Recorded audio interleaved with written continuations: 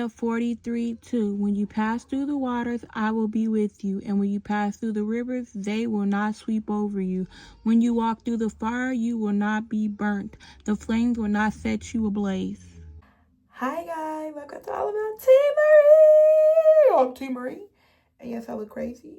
But yeah, next weekend is when I get my hair done. Not this weekend, but next weekend I get my hair, nails, and toes done. I'm so excited. But in today's video, we're going to be talking about the second time I almost lost my life. Okay, so take it back to 2024, October. The end of October, so my daughter was 5 months, right? June, July, August, September, October. Yeah, she was 5 months old, and I worked at Amazon at the time. And I worked at a delivery station. So where I'm from, at a delivery station, you start work at 1:20 in the morning and then work at 11:50, I think. So this is with a newborn baby and trying to get to work at them time of the hours is crazy. So I was already like looking for another job because I couldn't do the hours, and I was trying to get transferred to another Amazon that worked for me, but it wasn't working. So anyway, I was just looking for other jobs, and I was tired. And at this point, I didn't care about being late. I was so tired and just so ready to be done with Amazon that I didn't care. So this particular day, I don't remember what day it was. Don't ask me. I know it was the end of October. Okay. And it's like 1 something in the morning. Mind you, I had to be there 1:20, but I'm late because I don't care. I'm just tired. I'm a new mom and all that, and just yeah, a breastfeeding mom at that, heavily, like yeah. So I'm going to work. And I don't remember if I had my gospel music on. Normally I did. So I don't know if I had it on at the time or if I didn't. But I fell asleep behind the wheel. And mind you, the way I went to work, I worked like 20 minutes, about 30 minutes away from where I live at.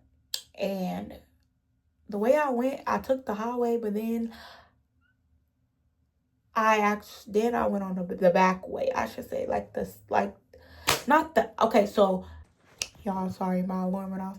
But to get to where I was going, you could either take the freeway the whole way, or you could take the freeway, get off, and you know how you be passing food restaurants, just take like the side street or whatever. So get on the highway, and I took the side street, the back street. Mind you, it's like 1 something in the morning. It's dark. Ain't nobody out, really. Hardly nobody's out there. And it's dark, and I'm on this dark road. But they got like the street lights and stuff.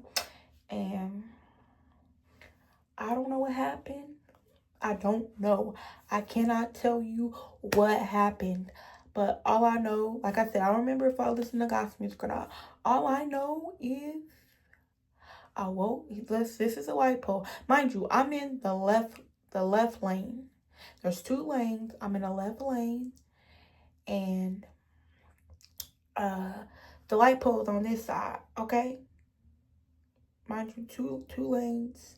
I'm right here. The light pole's like on this side, but I'm right here in this lane.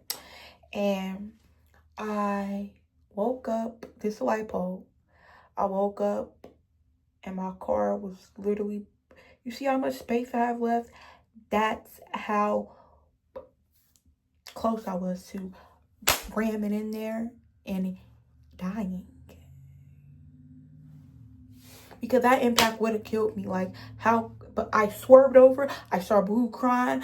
I turned on gospel music really loud. And mind you, I was only like maybe 6 minutes probably or more away from the job at that point. I was boohooing. I was crying. I started texting the group chat like, oh, I lost my life. But I went in the work parking lot. I was texting my family like, I almost lost my life. Like, I didn't care about being late. I did not.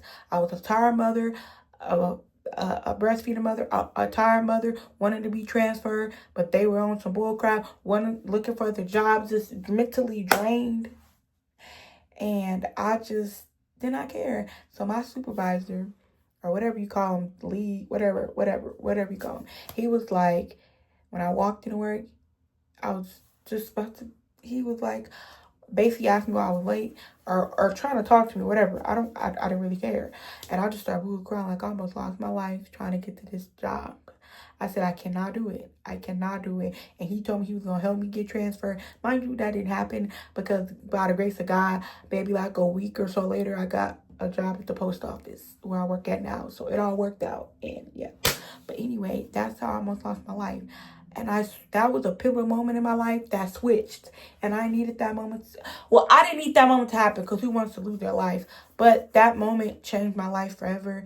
What I mean, because now I work at the post office. I no longer get up at 1:20 something in the morning. I don't have to do that. I work, of course they got, like, you work, whatever.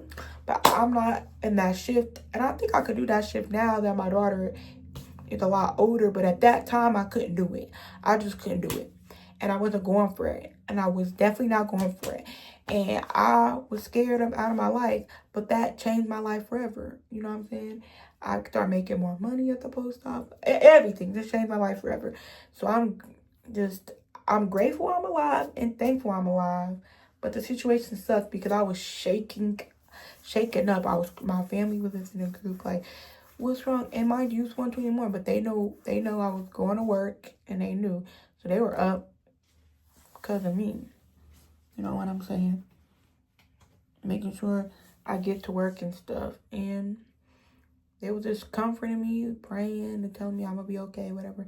And the guy let me go in the nursing room and take a little bit of a break before I got back out, before I even started working, even though I was late. Because when I tell you I was boohooing like, man, I almost lost my life trying to get here, trying to provide for me and my baby. This can't be it, Lord. This can't be it. But, yeah, I'm grateful. I'm definitely grateful.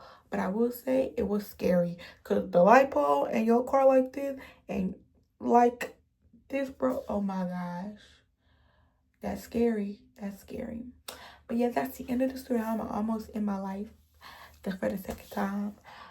I said the second time because if y'all want to know the first story, I could tell y'all, but that's with my ex-husband. So yeah, but anyway,